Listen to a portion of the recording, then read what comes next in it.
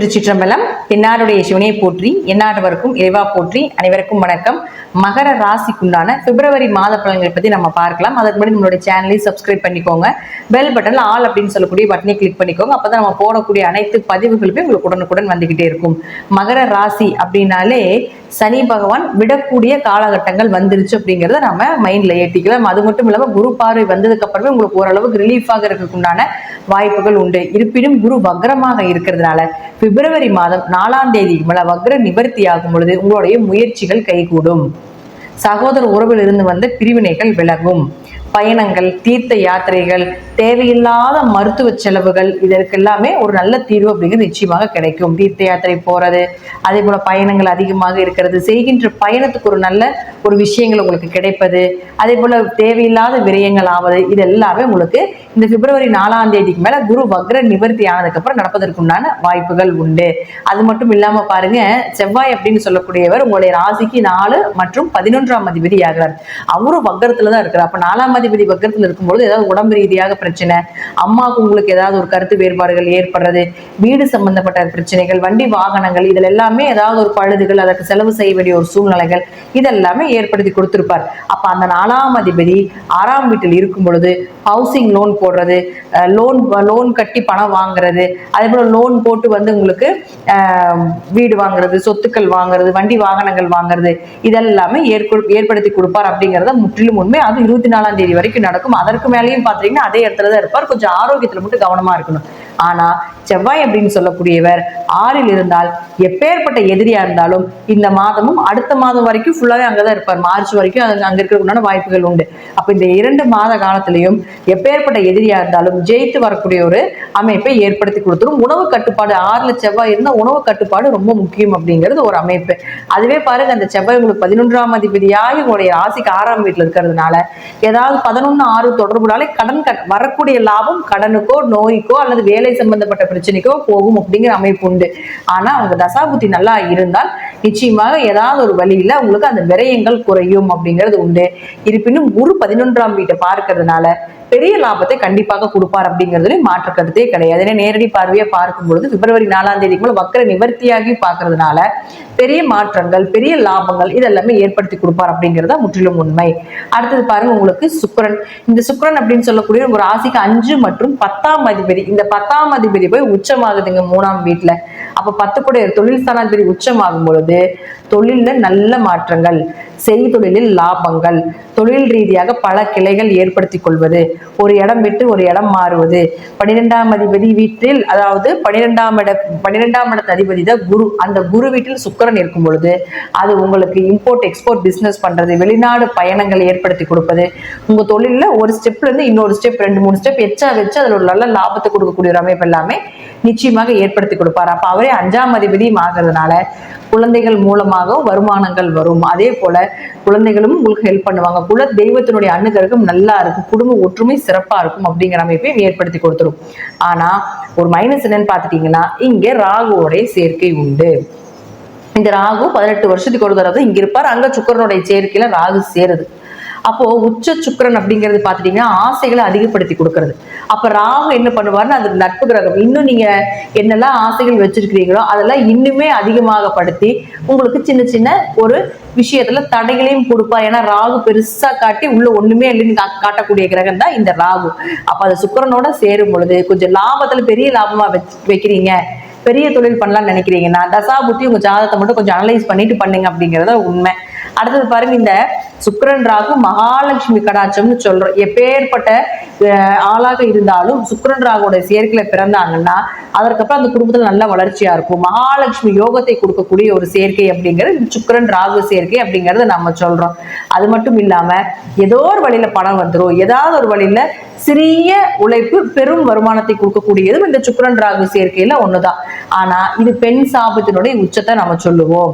உங்க ஜாதகத்துல சுக்கிரன் ராகு சேர்க்கை இருக்கு, அல்லது ராகு புத்தி சுக்கிர புத்தி, ராகுல சுக்கிர புத்தி, அல்லது சுக்கிரன்ல ராகு புத்தி, ராகு இருக்கக்கூடிய வீட்டில இருந்து 1, 5, 9 சுக்கிரன் இருக்கிறது, ராகு சாரத்துல சுக்கிரன் இருக்கிறது, சுக்கிரன் ராகுத்துல சாரம் இருக்கிறது, ராகு சாரம் இருக்கிறது, இதெல்லாம் வந்து பாத்துட்டீங்கன்னா உங்களுக்கு பெண் சாபத்தினோட உச்சத்தை சொல்லக்கூடிய ஒரு அமைப்பு.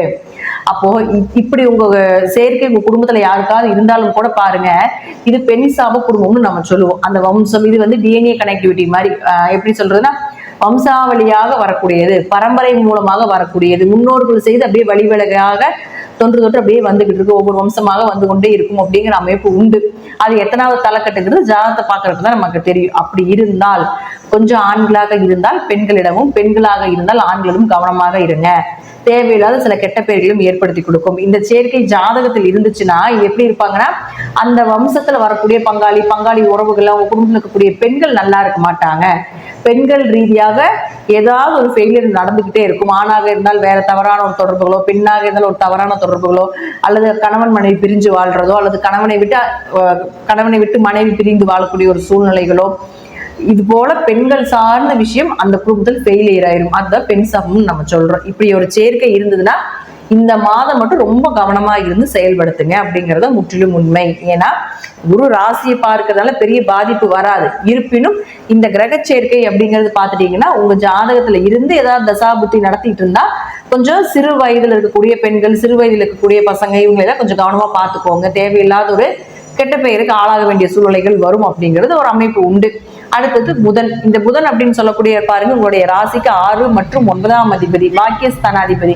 இவர் இப்ப இருக்கக்கூடிய வீடு உங்களுடைய ராசிக்குள்ளே இருக்கிறதால அப்பா மூலமாக உதவிகள், பூர்வீக சொத்து கிடைப்பது, பூர்வீக சொத்துல இருந்து வந்த பிரச்சனைகள் உங்களுக்கு சாதகமாக ஏற்படுத்தி கொள்றது எல்லாமே உங்களுக்கு வேணும்னா 11ஆம் தேதி வரைக்கும் வச்சுட்டீங்கன்னா அது உங்களுக்கு சாதகமாக இருக்கும். அப்படியும் உங்களுக்கு பிரச்சனை கிடையாது. 11ஆம் தேதிக்கு மேல பாத்தீங்கன்னா 2ஆம் வீட்டுக்கு தான் போறாரு. அப்போ 9 கூட 2ஆம் வீட்டுக்கு போகும் பொழுது அதன் மூலமாக பண வரவு, பூர்வீக சொத்துக்கள் மூலமாக பண வரவு, தந்தை மூலமாக பண வரவு, படித்த படிப்புக்குண்டான நல்ல வேலை வாய்ப்புகள் இதெல்லாமே ஏற்படுத்தி கொடுப்பார் அப்படிங்கிறது அதுல மாற்றமே இல்லை. அவரே 6ஆம் அதிபதியும் ஆகிறதால திடீர் வருமானங்கள், நல்ல 6ஆம் இடங்கிறது உத்தியோகஸ்தானம்னு சொல்றோம். அப்ப நல்ல வேலைக்குண்டான வருமானம், உங்களுக்கு இப்போ ஒரு வேலைக்கு போயிட்டு இருக்கீங்க அப்படின்னா அந்த வேலை மாற்றத்துல வந்து பண்றதுக்கு உண்டான வாய்ப்புகள் இதெல்லாமே ஏற்படுத்தி கொடுப்பதற்குண்டான வாய்ப்புகளும் உண்டு. அடுத்தது 8ஆம் அதிபதி. இந்த 8ஆம் அதிபதி அப்படின்னு யாருன்னு பாத்தீங்கன்னா சூரியன். இந்த சூரியன் பாருங்க உங்களுடைய ராசியில தான் இருக்கிறார். இப்போ 12ஆம் தேதி வரைக்கும் சூரியன் ராசியில இருந்தா கொஞ்சம் கோபம், கொஞ்சம் பிடிவாத குணங்கள், அதே போல பாத்தீங்கன்னா கொஞ்சம் உக்கிரமா இருக்கிறது, கொஞ்சம் எல்லா இடத்துலயும் உங்களை வந்து முதன்மைப்படுத்திக்கணும், உங்களுக்கு மதிப்பு கொடுக்கணும் அப்படிங்கிற எண்ணத்துல இந்த சூரியன் லக்னத்துல இருந்தா ஏற்படுத்தி கொடுக்குற ராசிக்குள்ள இருந்தா. இப்ப அவரு பாத்தீங்கன்னா 12ஆம் தேதிக்கு மேல 2ஆம் வீட்டுக்கு போறாரு. 8ஆம் அதிபதி 2ஆம் வீட்டுக்கு போனால் உழைப்பில்லாத பணம் கை வந்து சேரும். அதுவும் சூரியன் சனியோட சேரும் பொழுது கவர்மெண்ட் சம்பந்தப்பட்ட பணம், பினாமி சம்பந்தப்பட்ட பணம், மறைமுகமாக இருக்கக்கூடிய பணம், வெளியே ரொம்ப நாளா பணம் கொடுத்துட்டு அது வராம இருக்குதுன்னா அது அந்த பணம் வர்றதுக்குண்டான வாய்ப்புகள் இதெல்லாமே ஏற்படுத்தி கொடுக்கறதா இந்த சனி சூரியன் சேர்க்கை. இது உங்க ஜாதகத்துல சனி சூரியன் சேர்க்கை இருக்கு அப்படின்னா கவர்மெண்ட் வேலைக்கு ட்ரை பண்ணுங்க, நிச்சயமாக கிடைக்கும். ஏன்னா உங்களுக்கு 2ஆம் இடத்துல இருக்கு. அப்போ சனி சூரியன் சேர்க்கைக்கு அதாவது பாத்துட்டீங்கன்னா அதுக்கு திரிகோணத்துல செவ்வாய் இருக்குது. எப்படின்னா கவர்மெண்ட் கிரகம்னு சொல்லுவோம். அரசு கிரகங்கிறது சூரியன், செவ்வாய், சனி. இப்ப இதெல்லாமே சேர்க்கை இந்த மாசம் நடக்குது. ஒரு சிலருக்கு ஜாதகத்துல கவர்மெண்ட் வேலை இருந்தது தடையாகிக்கிட்டு கிடைக்காம இருக்குது அப்படின்னா இந்த காலகட்டங்களை ட்ரை பண்ணீங்கன்னா கண்டிப்பாக கிடைப்பதற்குண்டான வாய்ப்பை ஏற்படுத்தி கொடுப்பார். அது மட்டும் இல்லாம இந்த சனி சூரியன் சேர்க்கை உங்க ஜாதகத்துல இருந்தால், ஆண் ஜாதகமாக இருந்தால் அப்பாவுக்கு பையனுக்கு எப்பவுமே ஒத்து வராது. ஏன் இதை சொல்லணும், இந்த மாசம் அந்த சேர்க்கை இருக்கும்பொழுது கொஞ்சம் கவனமா இருந்துக்கோங்க அப்படிங்கறதுக்காக சொல்லக்கூடிய ஒரு அமைப்பு. அப்பாவுக்கும் பையனுக்கு சண்டை வந்துகிட்டே இருக்கும், அல்லது அப்பா இருப்பார் பையன் இருக்க மாட்டார், பையன் இருப்பார் அப்பா இருக்க மாட்டார், வீட்டுக்குள்ள 2 பேரும் ஒரே நேரத்தில் இருக்க மாட்டாங்க, ஏதாவது ஒரு சண்டையோ சச்சரவோ வந்து பிரிஞ்சிருவாங்க. அல்லது வீட்டுல ஒட்டுக்கா இருந்தா வேற ஏதாவது ஒருத்தர் மூலமாக பிரச்சனைகள் வந்து ஒரு நிம்மதியை கொடுக்காத சேர்க்கை ஆண் ஜாதகமா இருந்தால் சனி சூரியன் சேர்க்கை இப்படி இருக்கும்.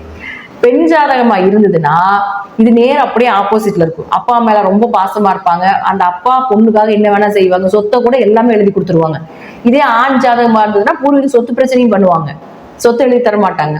இதே பெண் ஜாதகமாக இருந்தது கேட்டதெல்லாம் கிடைக்கும் அப்படிங்கிறது இந்த சனி சூரியன் சேர்க்கை. அப்போ இப்போ உங்களுக்கு ஜாதகத்துல இந்த சனி சூரியன் சேர்க்கை இருக்கு அப்படின்னா கவர்மெண்ட் வேலைக்கு ட்ரை பண்ணுங்க. அப்பா கிட்ட ஏதாவது ஒரு உதவிகள் வேணும்னா ஆணாக இருந்தால் இப்ப கேட்க வேண்டாம், பெண்ணாக இருந்தால் கேட்டு பெற்றுக்கொள்ளுங்கள் அப்படிங்கிறது ஒரு உண்மை. ஆணுக்கு சமுதாய லெவல்ல பெரிய லெவல்ல இருப்பாங்க. வீட்டுக்குள்ள பிரச்சனை, வம்பு வழக்குகள், அப்பா கூட சண்டை சச்சரவு இருந்தாலும் வெளி உலகில் கவர்மெண்ட் சம்பந்தப்பட்டது, சமுதாய உறவுகள் எல்லாமே நல்ல ஒரு பெரிய லெவல்லையோ பெயர் புகழோட இருக்கக்கூடிய ஒரு அமைப்பு தான் இந்த சனி சூரியன் சேர்க்கை இருந்தா நடக்கும். இது ஒரு சேர்க்கை. அப்போ சனி சூரியன் சேர்க்கை, சுக்கிரன் ராகு சேர்க்கை, புதன் சனி சேர்க்கை இதெல்லாமே விபரீத ராஜயோகத்தை இந்த மாதம் கொடுக்கக்கூடிய ஒரு அமைப்புல இருக்கு. உங்க ஜாதகத்துல இது போல அமைப்புகள் இருந்தால் தாராளமாக தசாபுத்தி மட்டும் செக் பண்ணிட்டு நீங்க ட்ரை பண்ணுங்க. நிச்சயமாக கிடைப்பதற்குண்டான வாய்ப்புகள் உண்டு அப்படிங்கிறதையும் நான் சொல்லிக்கிறேன். மகர ராசியை பொறுத்த வரைக்கும் இந்த மாதம் பார்த்துட்டீங்கன்னா தொழில் ரீதியாக நல்ல வளர்ச்சி, வேலை வாய்ப்புகள் நல்ல வளர்ச்சி, திடீர் வருமானங்கள், திடீர் அதிர்ஷ்டங்கள்லாம் உண்டு அப்படிங்கிறது அது 12ஆம் தேதிக்கு மேல் நிச்சயமா கிடைப்பதற்குண்டான வாய்ப்புகள் உண்டு அப்படிங்கிறதை நான் தெரிவித்துக் கொள்கிறேன். நன்றி. மீண்டும் ஒரு நல்ல பதிவுல சந்திக்கலாம். திருச்சிற்றம்பலம், தில்லையம்பலம், ஸ்ரீ நரசிம்மர் திருடிகளே சரணம்.